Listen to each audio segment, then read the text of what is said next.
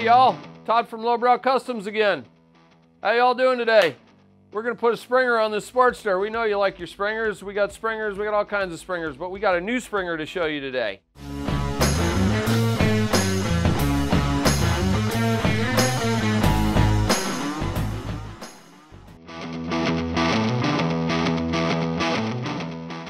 Just started stocking the springer. It's really cool. I think you're gonna like it. And we got them on the website available right now for your purchase. It's a new product in our ever-growing line of Harley-Davidson and other cool custom motorcycle parts at lowbrowcustoms.com. The coolest thing about this new springer that I'm gonna show you today, we're gonna install it on this bike. When you see how easy it is to install, you're probably gonna want one too. It's coming from a shop, and it's called Siouxicide Choppers. You can look them up, but we got them.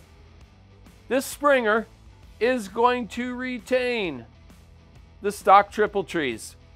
So we're gonna yank this front end off, and we're gonna build a springer using these trees. Well, you know what that means? We're not even gonna have to take the neck bearings out, and we're not gonna have to change handlebars and risers and cables and all this other junk. It's just gonna work. You're gonna love it. We do have some other springers that will work on this year's Sportster. This is a non-rubber mount model.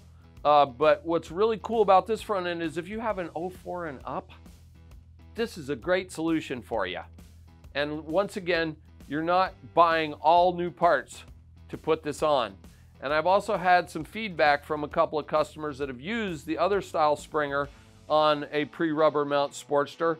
And hell, just the other day I had a guy call and he installed one and he had some short risers, and his comment was, gee, I just put this springer on my bike and now the risers are hitting the gas tank. That's not gonna happen with this one. So if you are doing any other springer, there is some careful planning and parts that will be needed to make it happen, where with this one, you're reusing the majority of your old parts. There's also some brake brackets available, so you can reuse your stock brake. On the other style springer, you're using a custom bracket, a custom caliper. So this just makes it easy for the garage guy to do the job. And once again, no neck bearings. You won't even have to readjust your neck bearings. If your grease is good and your bearing adjustment's fine, you're just putting the springer on. Let's get started. Here's what the parts look like once you unbox everything and unwrap everything. This is the front leg. These are the rear legs. These are gonna go on the triple trees and the springs. So it's going to look a lot like a traditional springer once it's assembled. It also comes with an instruction booklet that you can use in conjunction with this video to get it installed properly. It's got the rocker, everything's included other than the brake bracket. That is sold separately, and that goes by year range because Harley used different brakes on different year bikes. So obviously the bolt pattern on the caliper has to match the bracket. All right, so let's go ahead and remove the wheel, the fork tubes and the lowers and the brake in preparation for putting the new springer on. You're gonna loosen your axle first, take the nut all the way off. Then on the other side, we've got a pinch bolt. We don't need to remove that all the way. And then we're gonna take the brake caliper off, 2 bolts, piece of cake. All this stuff is pretty easy, fundamental stuff. No big mystery with this. Oh, where's my favorite longest extension? Oh, by the time we get that out of the toolbox, we could have that fastener out of there. Look at that. And this is an older bike, so it actually has a speedo drive. That will come off when we take the axle out, no big deal. And a little helper for the axle. Bada bing. This tire won't clear this fender. That's a great Harley design, but we'll fix that real quick, like it's 4 bolts. And whenever I'm taking a fender off, since it's a painted part, I like to be careful. So what I usually do is I loosen all 4 to the point where the nut's almost ready to come off. And then I go back around and take each one out while supporting the fender. Once again, parts protection is important. Actually, the way the fork is leaning over, we can take these out, the nuts completely off, and that will keep it from falling off before we pull the bolts out. Once again, these are all simple, rudimentary jobs. Ha! I said rudimentary. But you know what I haven't said yet? Woo! Let's get her done. I forgot to woo at the beginning, so I gave you one there. Okay, now that we've got all 4 loose as a goose, we'll just pop those out like so.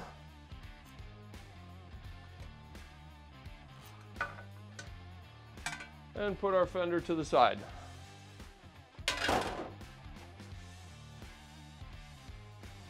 And I'm also going to probably get something to hold the caliper. That'll keep it from flopping. It still might be able to go somewhere. Okay, so fender off, brake off. Oh, there she goes. Look at her, but she didn't hit me. Okay, there we go. Wheel off. Bada bing. Piece of cake. Now, the next thing we're going to do is we're going to take these off of the trees. Let's see. How long have we been working on this now? 5 minutes? Now, when you loosen these 2 pinch bolts, these are torqued. So you got to break the torque free and make sure you're supporting with your other hand when you loosen these, because sometimes it might fall right out. That one didn't. I had to pull it out. But there's that one.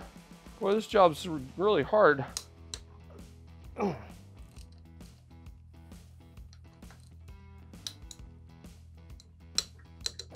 Oh boy. Whoop. Oh, look at that. I let go of it and it didn't fall. That's a good thing. And there she goes.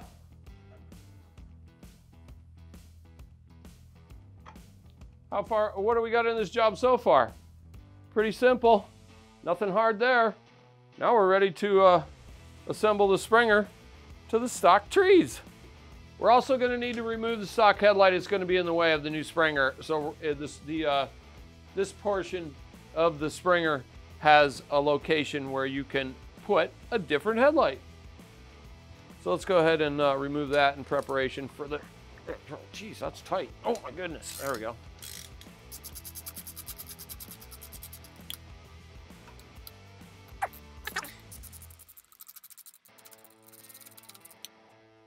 That's as fast as I can go. And by the time I got the air tool out, we'd have been done. Because I know y'all like to leave comments saying, why doesn't that guy use an air tool? Well, air tools have their place, but not for that job. Okay. We'll get it disconnected and out of the way here. We're not going to bore you with those details. All right, so we got the headlight out of the way. We got the speedometer taken off. We're ready to start the installation of the new forks. We're going to go ahead and put this side on first just because we can. And it's worth noting that the one with the boss is going to go on the right-hand side because you're going to be moving your brake from your left to your right. That's how it's designed to work, and that's what we're going to do. Now, since this part is so large and heavy, I'm going to have my assistant Noah come into the scene here, and he's going to hold that up for me while I go ahead and get this started. Once again, flat spot is going to line up in there.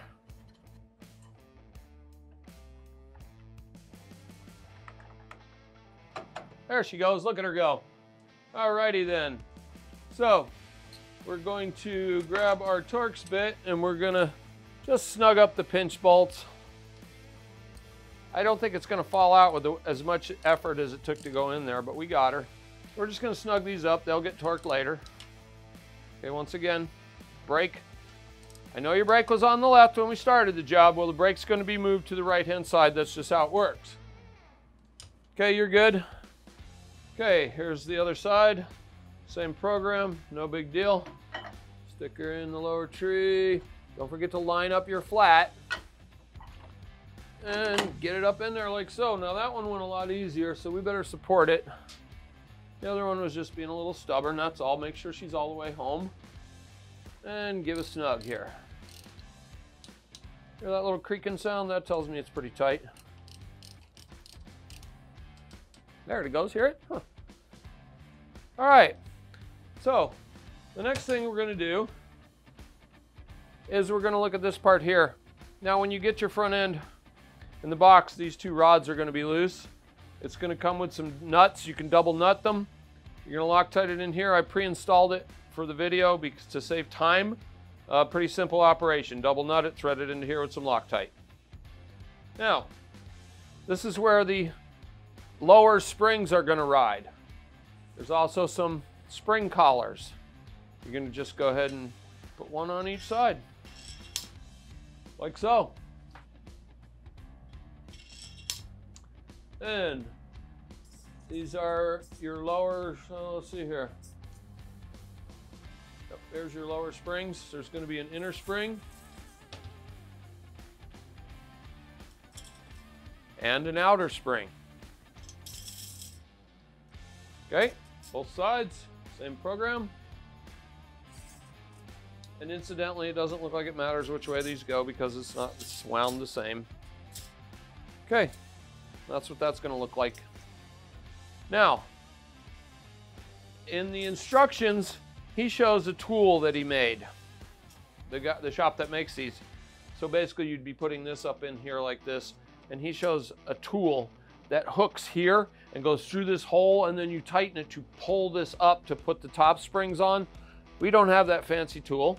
So what we're gonna do is we're gonna go ahead and put the rockers on, and then we're gonna put the axle in, and then we're gonna use a strap, and we're gonna go around the top and the axle, and we're gonna crank it down, and that's going to pull these springs up so we can get the top springs on. Because as you can see, that's all the further it's going, and I'll just grab one of the top inner springs just to demonstrate. That's not gonna go on like that. The threads are too short, so you basically have to compress these to get the top stuff together. So we'll go ahead and get the rockers started. And I think I'll have my assistant put one side on, I'll do the other side. And these are the rockers. Now, hey, look at that. That's the wrong hole. Let's switch that around. There we go. Okay. Rockers are going to go on with the axle hole facing down, not up. There's one other thing to mention with the rockers. There's a bushing here. And when you hit a bump, it goes, this shoulder bolt lets the rockers go up and down. And so according to the instructions from Siouxicide Choppers, you should put some anti-seize on here. We're not going to do that for the demonstration because we're not going to be leaving this front fork on the bike. So we're just going to go ahead and assemble these and put the other leg, the front leg on, and loosely tighten these so we can get our axle in, and then we'll show you the method for compressing it to get the top nuts on the springs, on the top springs. Okay? There you go, Noah. Put that one on that side. I'll put this one on. And it also says in the instructions to Loctite these. I would personally be Loctiting this threaded portion, as well as the nut. It's going to get a nut on the back side, and I would Loctite that as well. So I'm just tightening that hand tight, and then I'm actually going to loosen it just a skosh because I want to be able to get the axle in easily. Now we'll go ahead and get this started and get the rockers started on this part. If you'd like to hold that up, kind sir, I'll go ahead and get those started.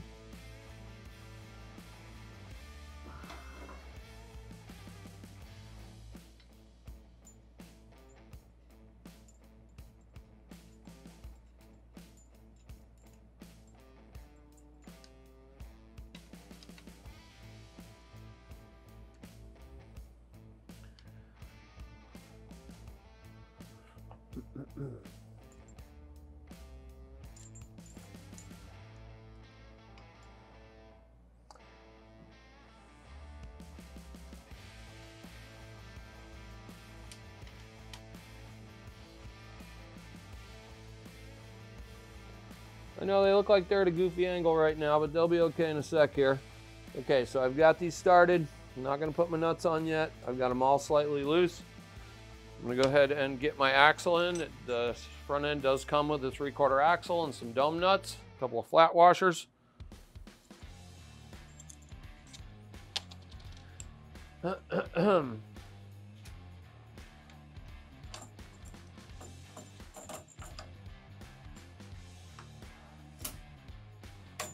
Okay, now we'll go ahead and I've got this ratcheting strap here.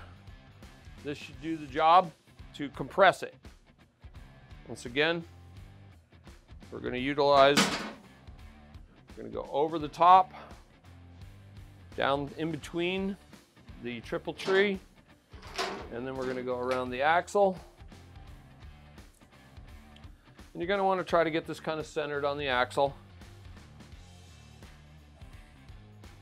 And this is the alternate method to do it if you don't have the special tool.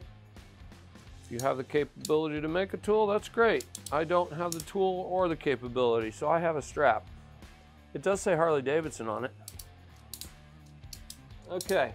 Oh, see that, how that's working already? So you want to make sure, it's a good idea to make sure these are on the collar. That one is. That one is. Now, and then kind of get this centered, keep that centered. Now, I want you to keep an eye on these. As I start cranking, you're going to see these coming up.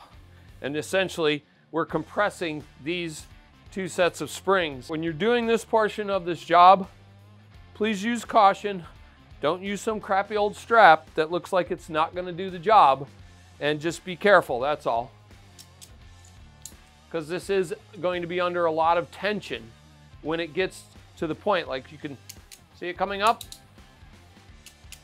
See how much it's coming up each time I crank it? And then, you know, you don't want to overdo it, so we'll go ahead and we'll grab one of the inners and we'll see where we're at. And see, we're not quite there yet. There's still no thread showing. So we have to keep compressing this until we're able to get the inner and outer top spring on. Now the reason I don't have those on there now is because it's easier to see where I'm at, you know, cranking with the strap. And then additionally, the top that goes into the spring has a shoulder on it. So once you get it to a certain point, you'll be able to kind of put this on and kind of push it down to get it started. So we're gonna go ahead and crank it a couple more times and see where we're at. And see, this sucker's under a lot of tension right now.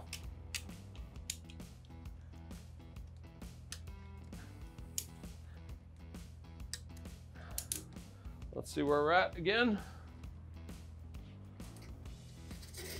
Let's see now we've got some thread showing. Let's go ahead and put the other spring on and see. It looks like we need to crank it maybe one more time. One more time, we should be good. Oh boy, if we can. And you may have noticed too, the last time I cranked it, I didn't put it all the way up like this. It probably is a good idea. You can bring it down like that with this type of strap. Whoa, Nelly. Scary noises. All right, let's see where we're at now. Let's try to get one on here as quickly as possible. Oh yeah, that looks like we can do it. So now I'm just going to get this top nut started by compressing that ever so much. Now there's no danger because it can't come apart once that's started. Until you get this portion done, use extra caution when using this method. Inner spring,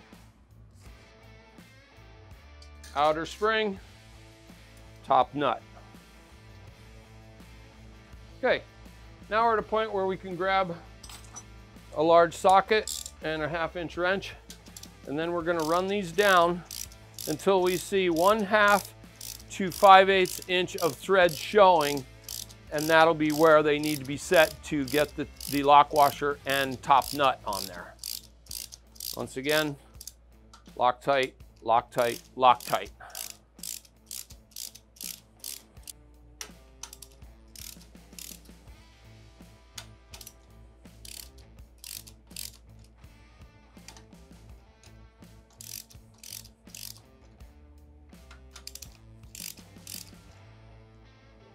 Oh boy, look at that. Exactly 1/2 inch.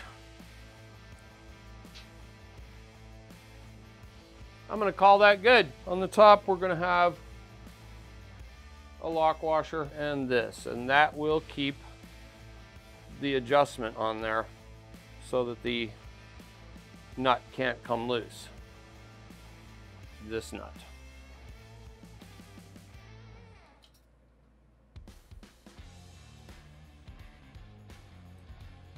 Okay, those look to be 3/4 inch. I have a wrench handy from when I did the axle. I'll just go ahead and use this.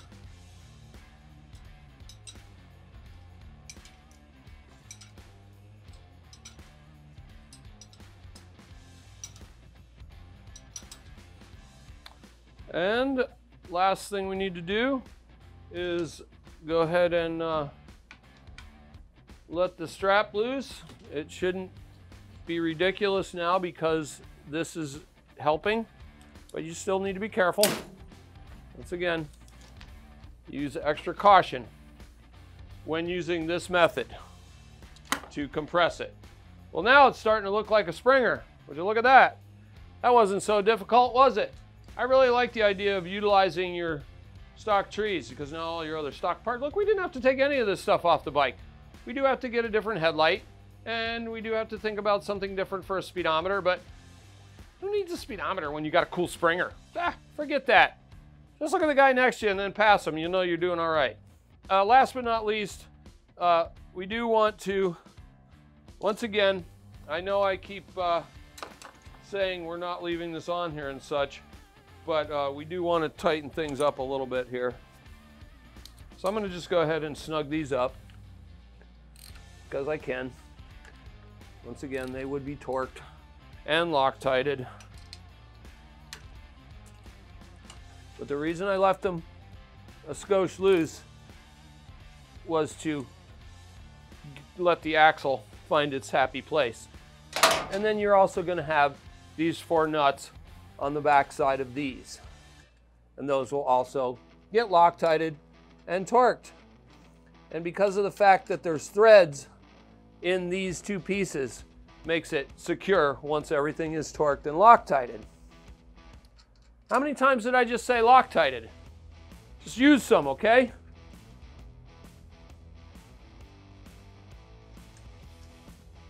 Okay. All right, let's go ahead and take the axle out. And once again, the brake is going to get moved to the other side. I'm going to show you how the bracket works. I'm not sure if my brake line is going to reach, but we'll try it. If it doesn't, you might need a custom brake line for this job. And since you're turning your wheel around, you're also going to need to take your wheel down to the shop and have them dismount it and turn it to the other side if it has a directional arrow. Because almost all Harley tires have a directional arrow. When you mount them and balance them, you have to observe the directional arrow. It also may be possible to just flip your rotor to the other side of the wheel. Some wheels, let's check this one and see what we got going here. Some of the Harley wheels, oh, would you look at that? We have a place to put a rotor on this side. Some of the wheels won't have that feature. So if you need to, flip your tire. If not, go ahead and put your rotor on the other side. This one looks like it has a little cover because the inside of the Harley hub is kind of like hollow where they made it. So flip your rotor to the other side because the brake, once again, is going to be on this side. That's why we have this boss there. One other thing that you might want to do, well, you not might want to, you should do this. Once you have everything assembled, the bike's back on the ground, you might want to bounce it up and down a few times to get things to kind of settle. You know, make sure everything's all happy before you head out on the road, as well as double check all your fasteners. Anytime you're working on a bike and you've disassembled an entire front end and had a wheel off, double check your fasteners before you go for your test ride. And also, if you've compressed your caliper piston to make it easier to put the caliper on and off the disc, pump up your lever before you hit the road. Because if you get to the end of the driveway and you go to hit the front brake and there's nothing there because you forgot to pump it up, you don't want to run into the neighbor's kid on their bicycle. That makes the neighbor angry. Okay, gang, there you have it. I went ahead and put the wheel back on. I didn't change the disc or tire because we're going to put it back together stock. And it does look like, this is the first time I've done this job. We just started stocking these. It does look like you will be responsible for making a spacer to make sure your wheel's centered. But other than that, it looks like a pretty cut and dry job. Not a big deal. There's the bracket for the stock brake. My brake line wasn't long enough to put it on there to demonstrate that, but it looks like it's gonna work okay. You can get this cool part and a whole bunch more parts to build you a cool chopper at lowbrowcustoms.com and go for a ride. Woo!